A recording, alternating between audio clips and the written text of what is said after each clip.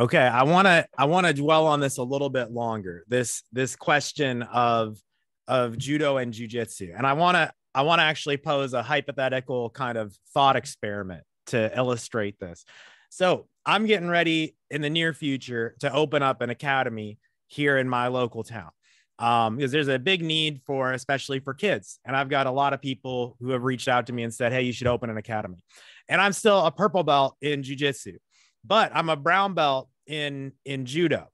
And I've thought to myself, and I'm still, for the record, I don't know if I'm going to actually do this or not, but I thought about what would happen if hypothetically I had judo class, which was in the gi, and anytime I was in the gi, just calling it judo class. And anytime it was in the no gi, calling it jiu-jitsu class. What do you think about that, about the difference between judo and jiu-jitsu? Because for me, honestly, like from where I'm standing, if I'm wearing a gi, it feels a hell of a lot like judo. Like when I grew up doing judo, it feels very similar to quote unquote gi jiu-jitsu class. Whereas when I'm doing no gi jiu-jitsu, it feels to me like a completely different art. Like it's different moves that I'm going for. Like if you have a gi on, I'm looking for my favorite gi chokes. You know, the clock choke, for example, my favorite gi choke. If I'm wearing no gi, it's a different set of moves that I'm going for. I like going for the heel hook, the leg lock. Like I'm going to be playing a completely different game.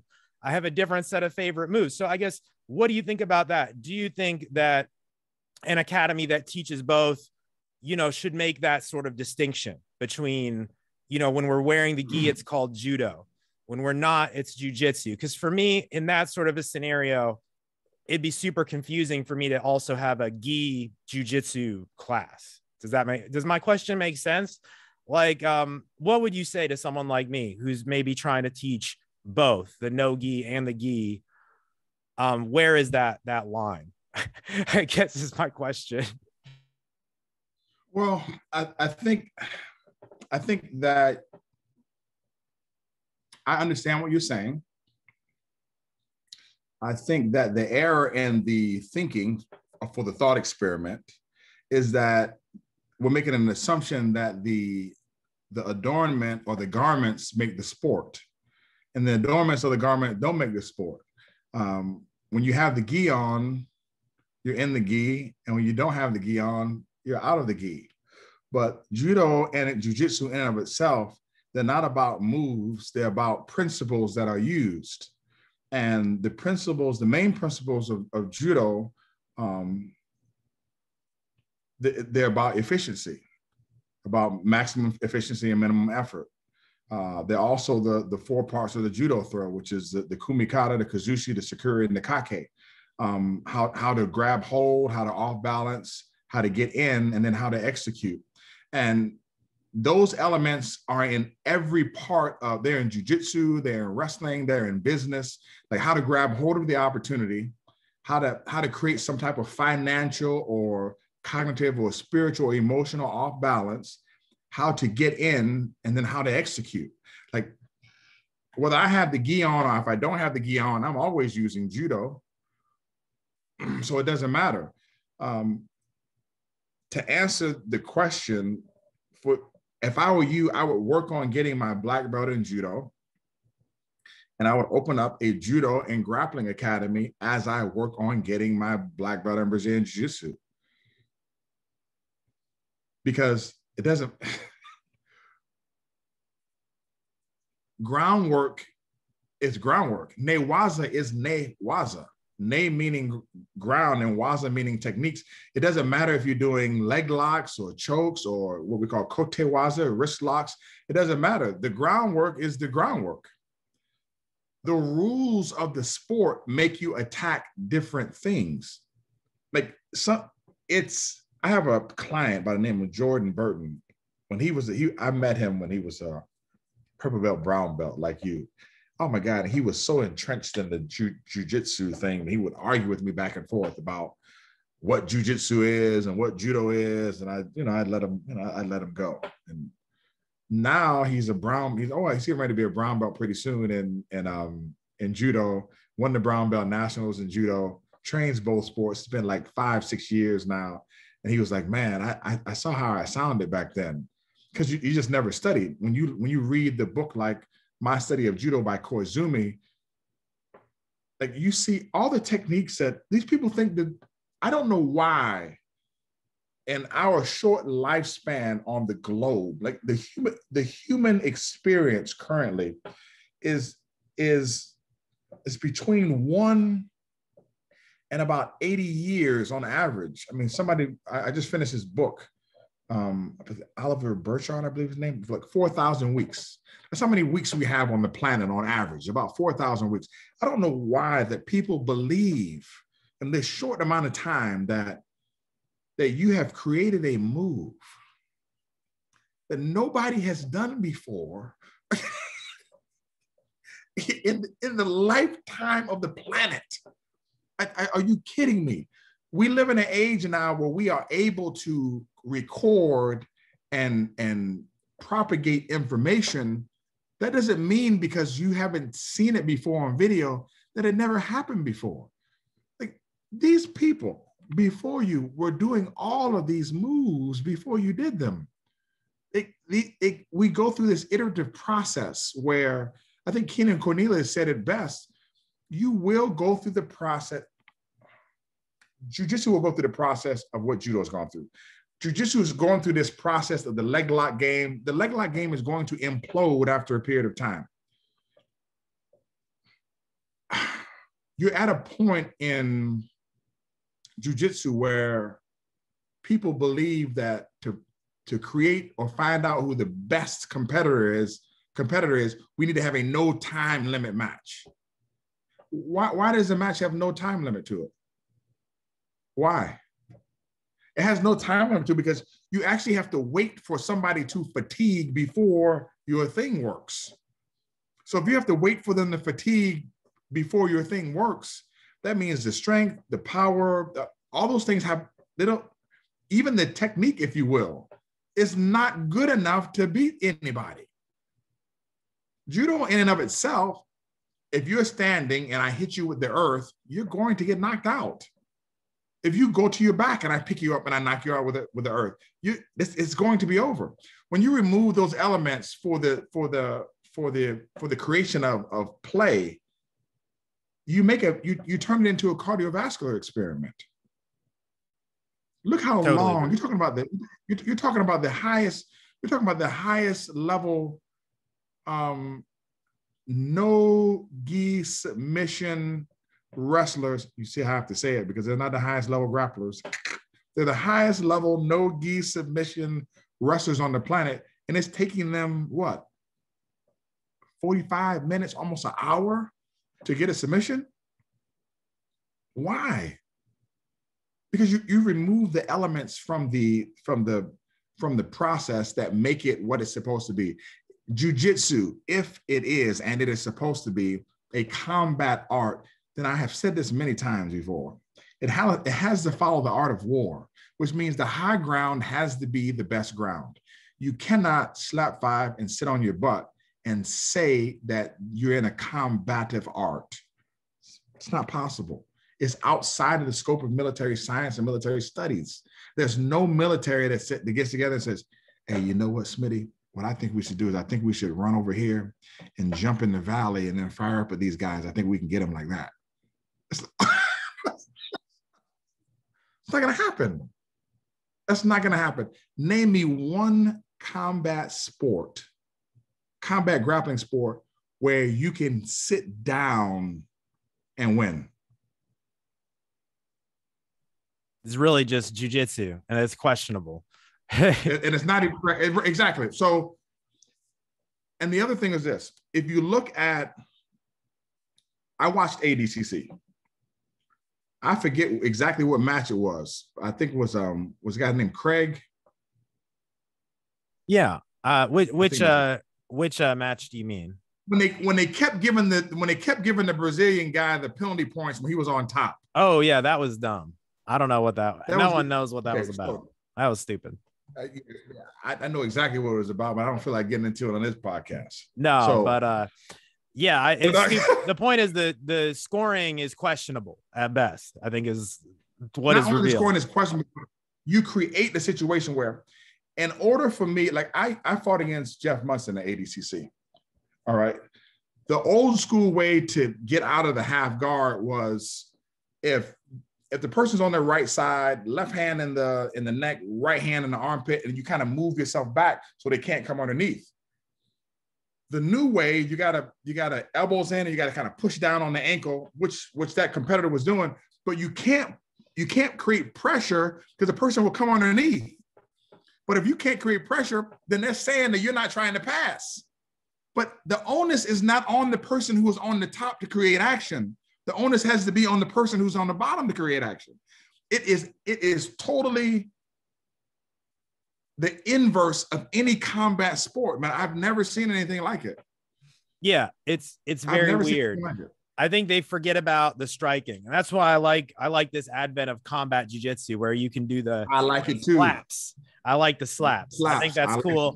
Personally, I would be down with some sort of rule. This is just throwing it out there. Some sort of rule where, hey, if you're stuck in a position for longer than, let's say, 45 seconds or a minute, you can slap. Suddenly, hey, we're going to say like a timer starts, just like in wrestling. Hey, we put you on the shot clock in wrestling. If you're stalling in wrestling, you have a minute. Right. And then if you don't shoot, you're going to get a point scored on you, basically. Same thing in jiu-jitsu. Be like, hey, in this position, if nothing happens after a minute, top guy gets to start smacking.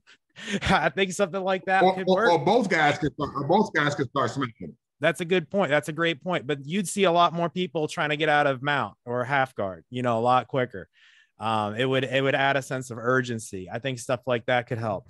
Dr. Ferguson, I've got to start wrapping this up, but I do have one more question that I wanted to ask you about.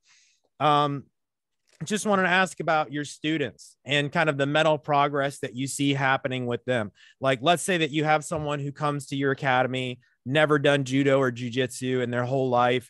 And then after working with them for a number of years, you take them to a world title or a national title or some big accomplishment. Like, what do you see happen in that person's evolution? Can you tell us a little bit about that? I have one student I would like to talk about. His name is Carter Mason. I think Carter's been training me for almost 2 years. And when he first came to me, he didn't want to do judo or jiu-jitsu at all. His brothers wanted to do it, but he didn't want to do it. Oh my gosh, I call him the surgeon. He is so methodical on the mat. He's intelligent, smart. He's 12 years old, man. Oh, just intelligent, smart, very intuitive, task-oriented, does his work, pays attention. Sometimes I think he's sleeping and I try to get him because I think he's sleeping and I ask him to show the move. And even he reminds me of my son. He'd fall asleep and then get up and show the move without any mistakes. You know what I mean? He went to nationals this year and I felt bad for him because he got robbed and ended up getting second place at nationals. And then he fought in the US Open. He did really good. I think he got a bronze medal or a silver medal at the US Open. But I've watched him change. I watched him go from somebody who was,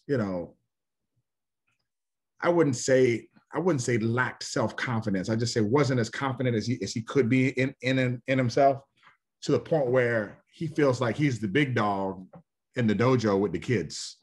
The only one kid I think he can't beat in that dojo, and I think he could get my daughter once or twice, is my daughter. But my daughter, she's just way bigger than him and stronger than him. But he has a level of confidence now that is unbelievable. I watched him climb the rope the other day without using his legs.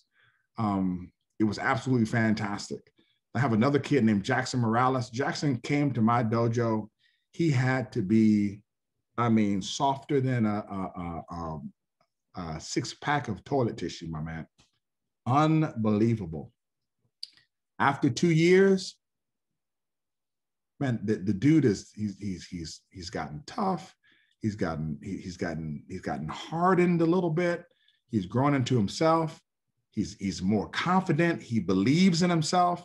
It's something when you watch these children, when you watch them change and you watch the self-talk that they give themselves change.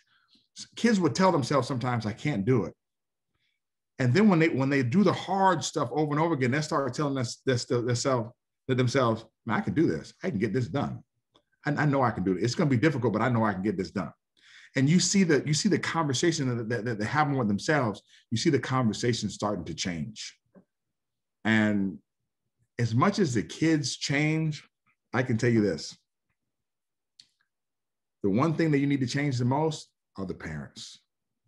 The parents have to allow that process to take place. I have watched many parents pull their kids out of martial arts and other sports because they won't allow their children to go through that hardening process. And every sport has it. I don't care if it's cross country. I don't care if it's lacrosse. I don't care if it's football. Every sport has that process. And what I've watched is I've watched parents stop their kids from experiencing what we would call hard coaching. And hard coaching is just, and I'm not talking about disrespectful, I'm talking about hard coaching where I have an expectation for you that supersedes what you expect for yourself. And the reason why I have it is because I believe in you. And if you believed in you the way that I believed in you, the coaching wouldn't be hard. You know, I don't think that parents sometimes believe that their kids can do it. And they don't want to see their kids go through the process. Man, that's very wise. That's beautiful. I think that one of the greatest things that I see is when the parent signs their kid up for martial arts, and then a couple of weeks later they sign themselves up for martial arts because they know that that's going to be the best way. That's my favorite.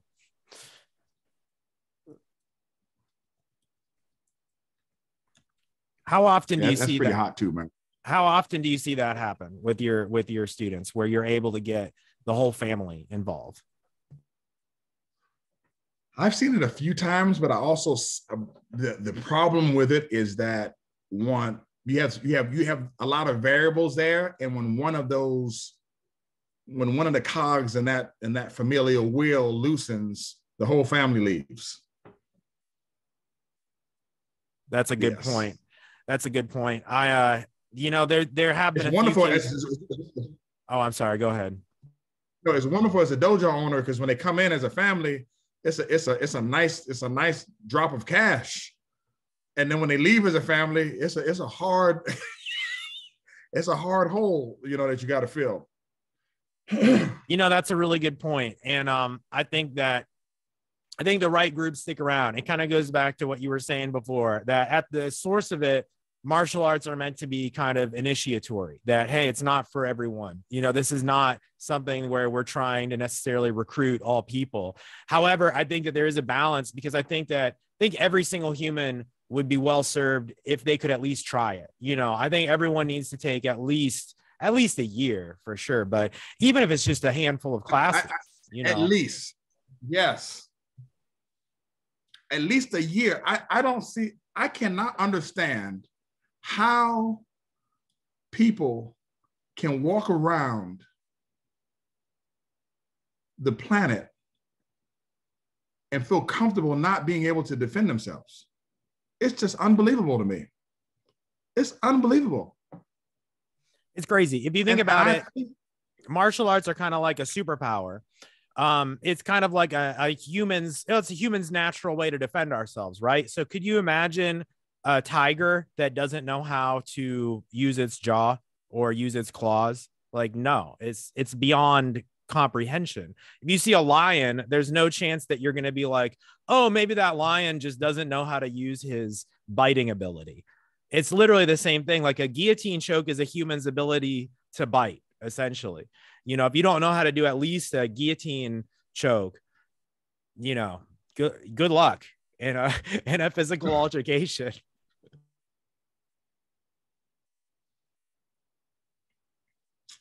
It's something. But I will say this, and I want to make this point that has nothing to do with what we're talking about.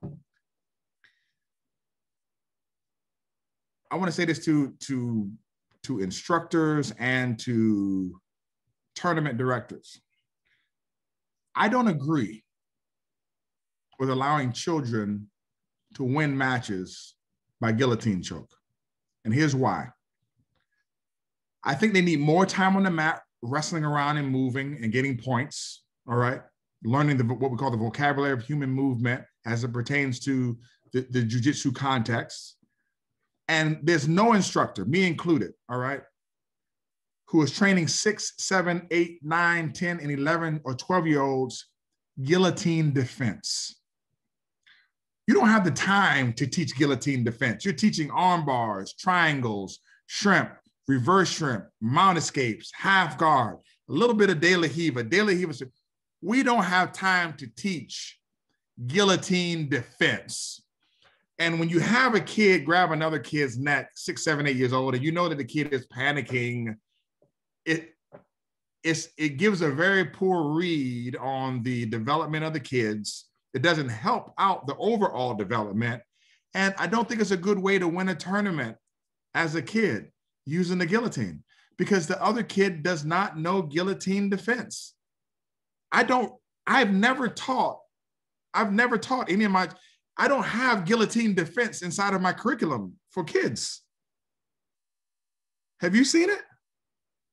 They have it in the Gracie Jiu-Jitsu curriculum. I know that for like in their bully proof program that they do, but I don't see it taught a whole lot in general, honestly. Like not a lot of people. My coach honestly has told us, he said there are guillotine defenses for sure, but he talks about like, you just need to shoot in enough times and get guillotined enough times that you know how to tuck your chin correctly.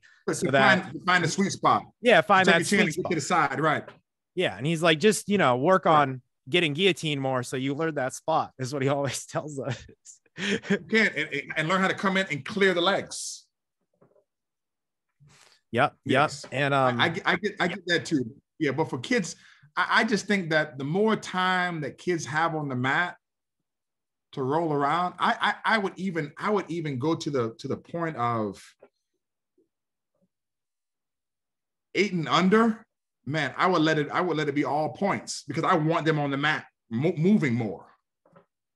That's a great point. I'd rather you get up by 12 points. I'd rather you get up by 12 points and then call it, because I want you moving. And then even if they catch the submission, stop it, and then give them 4 or 5 points for the submission, and then keep going. That's a great point. They need the mat time. I see a lot of tournaments, like there's the AGF, which is the tournament I just competed at most recently. And they do that where I think it's under 6. They don't do any submissions. And one thing that they do, and I like this, is for all kids, they guarantee them at least 2 matches. So they don't do this for adults, but they say for the kids, even if they lose every match, if you go out there, you're going to have at least 2 matches, even if it's that both of the losers are going to fight, or even if they're going to have a rematch against the person they just fight. Like if there's 2 kids in the division, they're going to fight at least twice. So if they're going to do gi and no gi, that means both those kids are getting at least 4 matches, even though they're just going to be rematching the same person. And I think that is phenomenal. Stuff like that is great. Yeah. Dr. Ferguson, we got to wrap this up, man. This has been a marvelous interview. I think we're going to have to get you back for a part 2 one of these times and dive even deeper down these topics. But it's just anything you want to end on, and tell us too, like if, just where can people come and train with you if they want to learn from you, if they're in the area, where can they find you? Well, on Instagram, you can find us at Tampa, Florida Judo, and you can find me at Rhadi Ferguson, RHADIFERGUSON. You can also find the dojo at www.tampafloridajudo.net. And for those individuals who are interested in becoming a better teacher or a coach, or understanding the parenting process as it pertains to the development of your child, you can go to www.coachingandteachingjudo.com. Do you have time to tell us just a little bit more about that? Can you tell us about that program and just kind of like, who's it for? Yes. Like specifically, what are some of the big things that you focus on sharing with people? Well, one of the main things I focus on is the curriculum part. Are you there? Yeah, I'm here. Okay, yeah, I didn't see you for more. Yeah, one of the main things I focus on are the curriculum part. The curriculum, the importance of the repetitions, the importance of staying on one thing for a period of time, understanding how to dole out the curriculum, the expectations that parents should have for their children, and just how to teach and how to coach. The one thing that I think judo really does a little bit better than jiu-jitsu is in the teaching and coaching education department. On the jiu-jitsu side, man, you get your black belt and you go open up a dojo.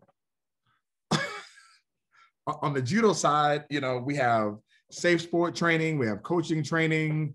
They go over a lot of things. You got to have your certifications, and you can't just open up a judo dojo. It doesn't work the same. And I think those things are important when it comes to coaching and teaching judo. Yeah, I agree, and I think it's important to have mentors and have someone that says, so important. Someone that says like, hey man, I think it's a good idea that you do this. You know, like me, again, I'm thinking about opening up an academy. I'm, you know, coming up on brown belt in jiu-jitsu, coming up on, you know, I'm a brown belt in judo. I'm going to be leaning on my coach a lot, asking him like, hey man, you know, what should my curriculum look like? Like, what would you recommend? Like, there's no way I would just go in blind. You know what I'm saying? I would say this. My man, Jordan Burton, follows he has the coaching and teaching judo product. He teaches jiu-jitsu.